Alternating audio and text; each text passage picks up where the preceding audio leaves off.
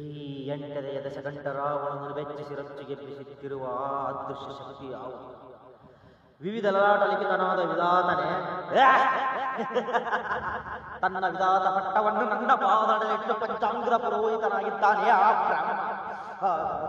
ಹಾಗಾದರೆ ನನ್ನನ್ನು ಕ್ಷಣ ಕ್ಷಣಕ್ಕೂ ಮಾಡುತ್ತಿರುವ ಈ ಭ್ರಾಂತು ತಕ್ಷಣ ಪೃಷ್ಟರಾದ ನವಗ್ರಹಗಳ ಭ್ರಾಂತಿಯೇ?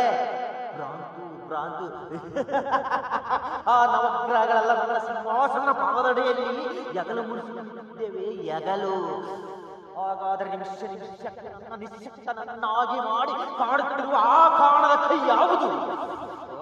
ಅದೇ ಈ ಪ್ರಪಂಚದಲ್ಲಿ ನನಗಿಂತಲೂ ಪರಾಕ್ರಮಿಯೇ, ನನಗಿಂತಲೂ ಪ್ರಬುದ್ಧವೇ, ನನಗಿಂತಲೂ ಪ್ರಚಂಡವೇ?